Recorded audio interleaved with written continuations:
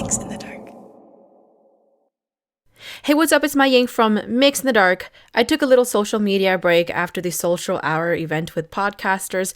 The turnout was amazing. We had a full house of creative voices and listeners who enjoyed podcasts. I am overwhelmed by the support that gathered that day, and I met so many people. I made so many connections that night, and I felt like I was constantly getting pulled to the left and right to meet people, and it was great. I want to thank all of the podcasters for making it out. We had people from Wisconsin, people from Texas, and honestly, my co-host and I, we anticipated 5 podcasts and 10 to 15 podcasters to show up, but we ended up with 12 podcasts and 34 podcasters registered to show up. We even got a chance to meet with podcasters who just came out to support, and that to me was so good to see. I am going to link all of their information below, so please take some time to check them out and see if you vibe with them. Big shout outs to the few supporters who came out. I can tell that you listened to my podcast at its fullest because you asked me to meet my husband, you asked about how my baby is doing, you asked me how work is, and if I'm doing all right. I love you all. Thank you so much. If you missed this event, don't worry, there will probably be other opportunities in the future. I'm currently working on something that would involve our younger listeners who couldn't come out to this event for obvious reasons, and I'll let you know when I figure it out. All right, well, we got to move on. I got to talk about this episode. This episode is titled Something's Out to Get Me, because that is literally what these 3 stories are about. You know, the elders don't like us going out late because they think that something might follow you home. If you go out hunting, fishing, camping, etc., you got to be careful, or something in the woods might just follow you home. And sometimes it's the very thing living in your backyard that wants you gone. Beware and enjoy.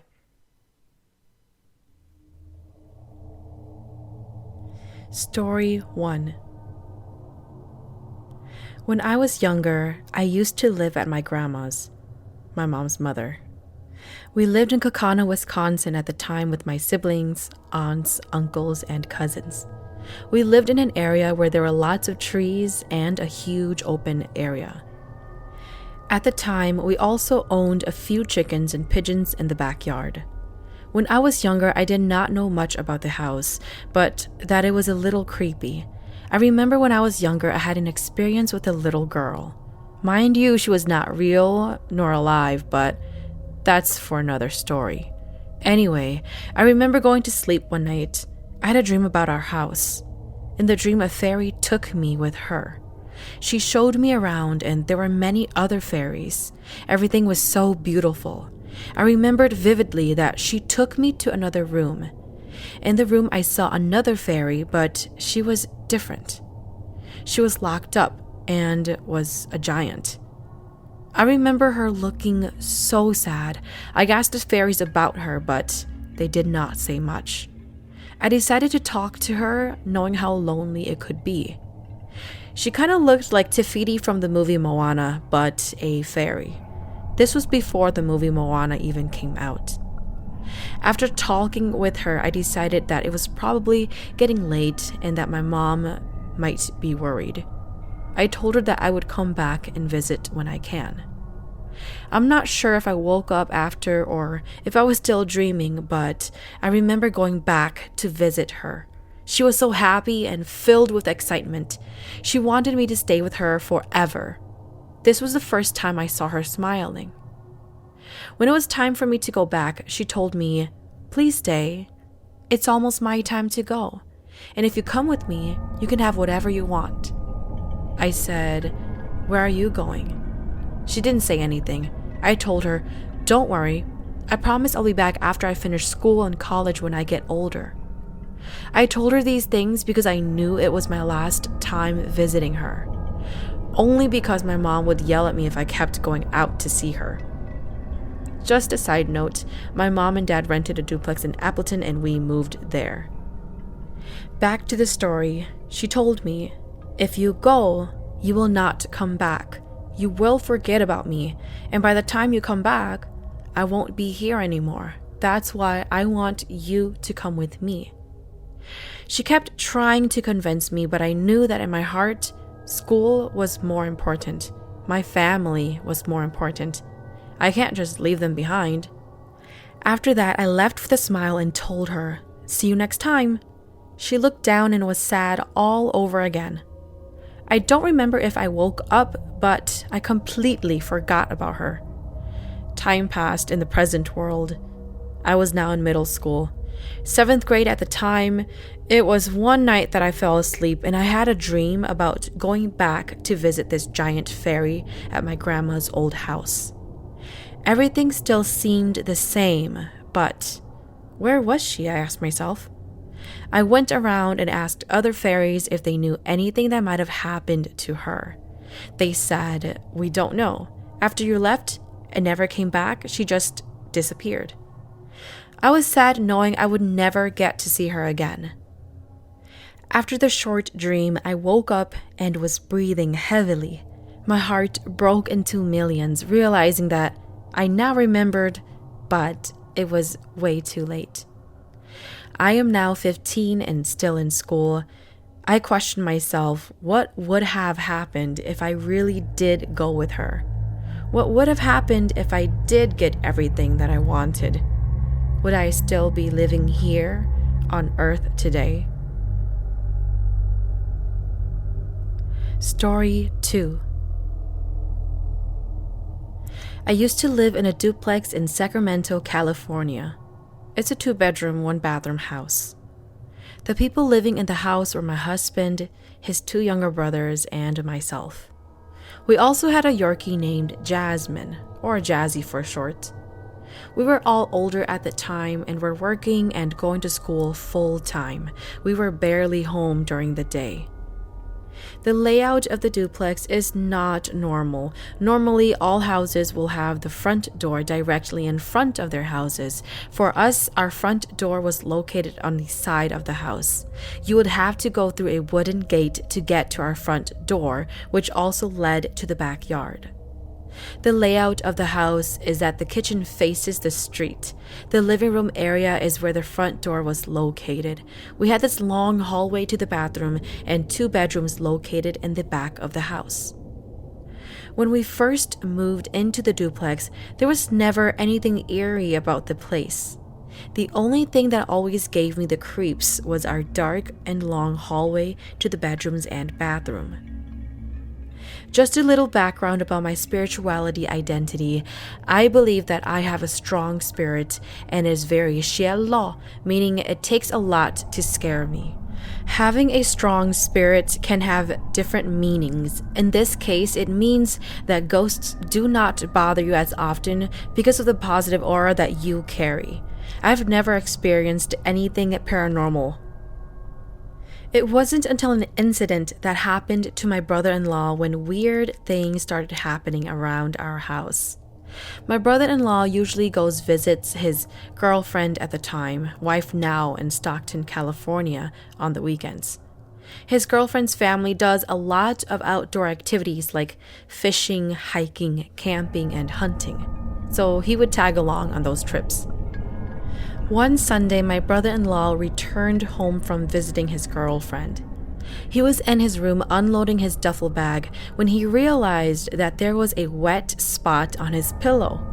He insisted that our dog Jazzy pissed on his pillow. I smelled the wet spot on his pillow and understood it to have no odor whatsoever. I thought it was just a puddle of water and that someone spilled water on his pillow. He does share the room with my other brother-in-law, but my other brother-in-law insisted that he hadn't been in the room all day long. Jazzy was potty trained and would only pee on the training doggy pads that were laid out for her. She would never pee on the bed nor our pillows.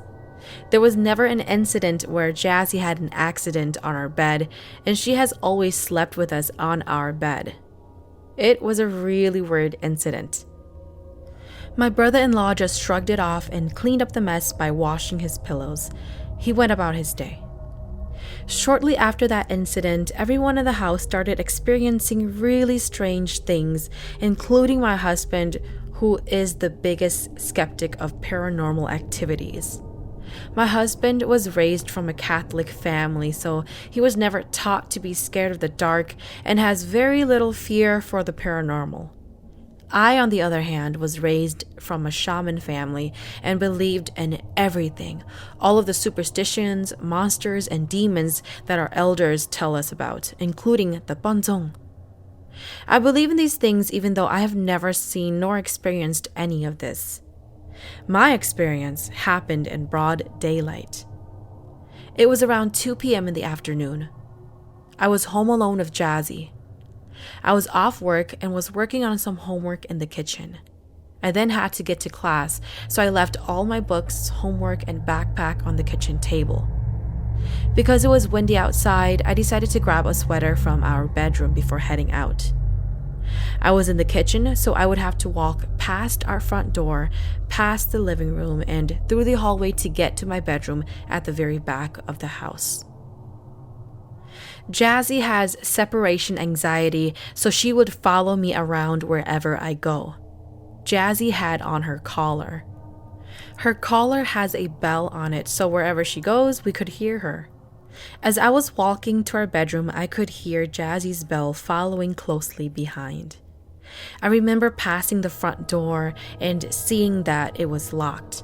I proceeded to the bedroom to grab a sweater. After grabbing my sweater, I ended up closing all of the doors behind me, including my bedroom door, my brother-in-law's bedroom door, and the bathroom door. Jazzy continued to follow me back to the kitchen. She suddenly stopped in the living room. I was in the kitchen at this point, gathering my books and homework, and was putting them in my backpack. While I was doing this, I heard a big gush of wind. I heard Jazzy's bell ringing rapidly like she was running. Her bell sound slowly disappeared, which meant that she was now a distance from me. I suddenly heard a bang. The front door had just closed. Confused and startled, I yelled out, "Jazzy?" I walked into the living room, still shouting Jazzy's name. I heard nothing, no bark, nothing. I decided to go check the bathroom and bedrooms to see if I accidentally locked her in the rooms. All of the doors were still closed. I went to open all the doors, hoping to find Jazzy. I finally opened my bedroom door, which was the last room. I expected her to be in our bedroom, but still, there was no sign of Jazzy. I was more confused than scared. I was wondering where Jazzy could have gone. Our house wasn't a big house. How could a little dog be missing? I walked back to the living room, and something told me to check outside. I unlocked the locks to our front door, and there she was, sitting in the front door waiting to come inside. At that moment in time, I began to get chills, and I started to get scared. All these things are running through my mind. It's broad daylight. How could something paranormal happen right now? I let Jazzy in and quickly grabbed my backpack and left the house for class. When I got into my car and started driving, I called my husband and told him of the incident. He shrugged it off and said that it was just me seeing things. I sternly asked how the front door could have possibly opened by itself when it was locked.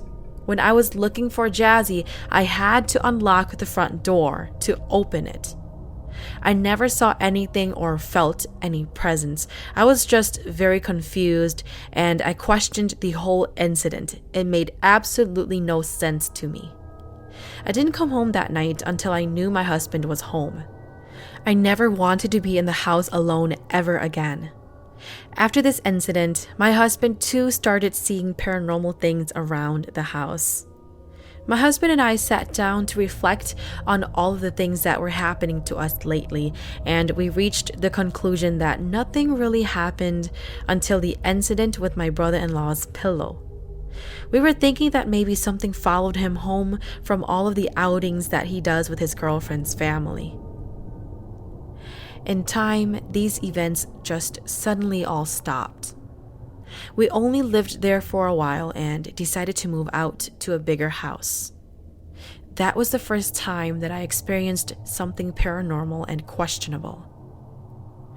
I am still very shallow, and I hope that I don't ever see or experience any more paranormal activities. Who knows, until this day, I still question the incidents. Story 3. I grew up in a large and traditional Shaman family.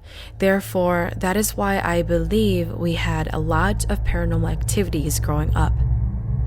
Although most things did not affect me directly at a younger age, my siblings and I did experience a lot together.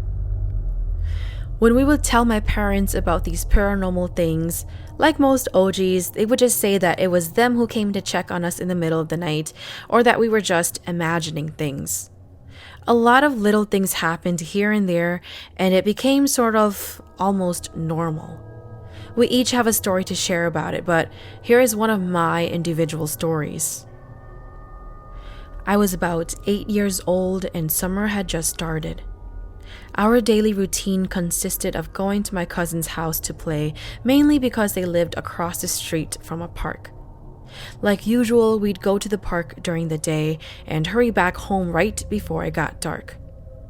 My sisters and I were very close to our cousins, and our group mainly consisted of girls within the same age range.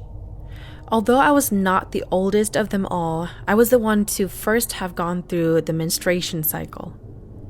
This is an important detail that triggered my haunting. On one particular day, a bunch of our relatives had gathered and spent the day at the park. My dad decided that since everyone was here, we should end the night at our house where the adults can have a few beers and mingle. Everyone agreed and was looking forward to it since it was the weekend. We ended up staying at the park much later than usual. The sky was already dark and the streetlights had turned on. Noticing this, my dad rounded everyone up and suggested that we make way to our home. And just like that, everyone hopped in their cars and followed after. A few of us kids decided that instead of going in the car, we would race back to my house by foot just for fun, since I only lived 3 blocks away.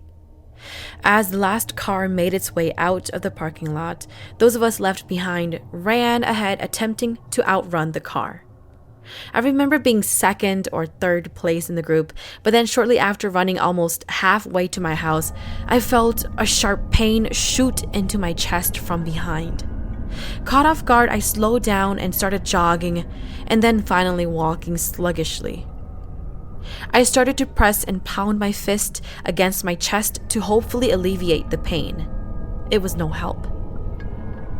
Suddenly, I was having difficulties breathing as I made an exaggerated effort to inhale and slowly exhale.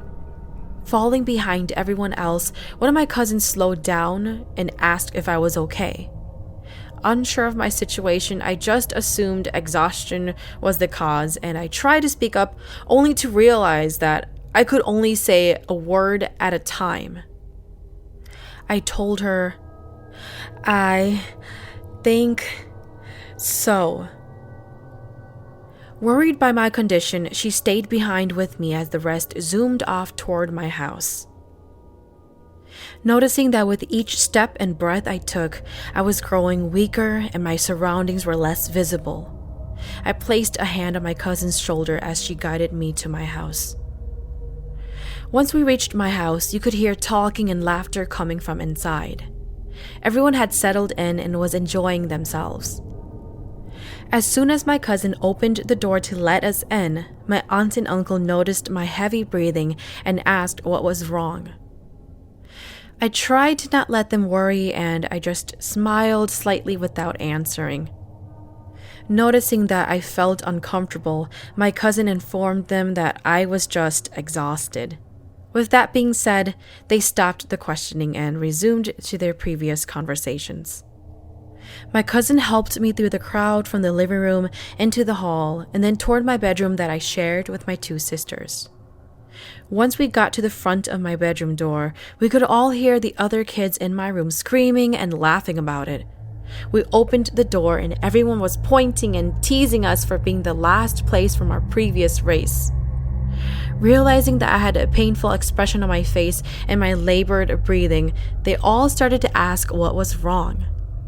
Unable to make up the words, I shrugged and pointed to my bed. They all cleared a path and talked quietly amongst themselves as my cousin helped me settle into my bed.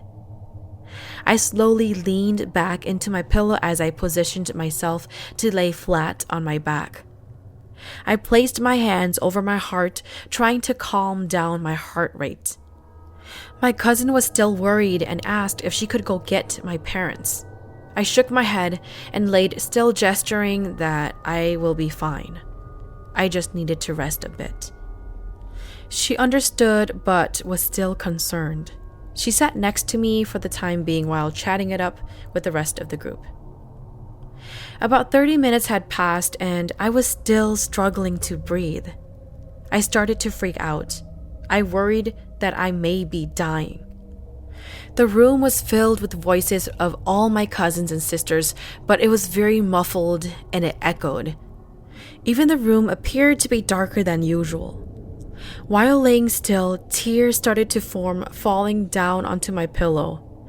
I tried to call my cousin's name, but I was unable to produce a sound other than wheezing noises.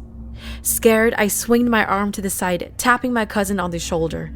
She turned around and noticed that I was crying. I started making hand gestures in the air for a pen so that I could write out what I needed to say. She asked my sister and they quickly gave me a piece of paper and a pen. I can't talk. I can't breathe. I think I need to go to the hospital. Can you get my dad? I wrote down these things and I gave it to my cousin. She quickly read it and ran out of the room to retrieve my dad. I watched as my dad came barging into our room and immediately caressed my head, asking me what was wrong. I tried as hard as I could to talk. I was able to breathe out the words. I can't breathe.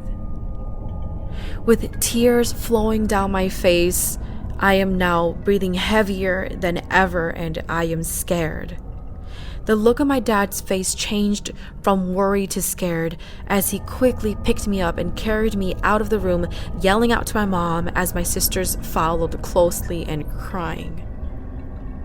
As my dad carried me, all of the adults had stopped their chattering and directed their attention to my dad.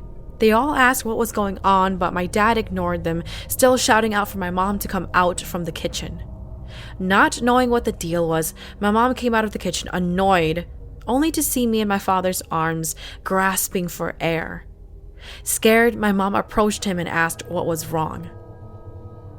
I am taking our daughter to the hospital, but in the meantime, calling Shaman immediately to check what is going on.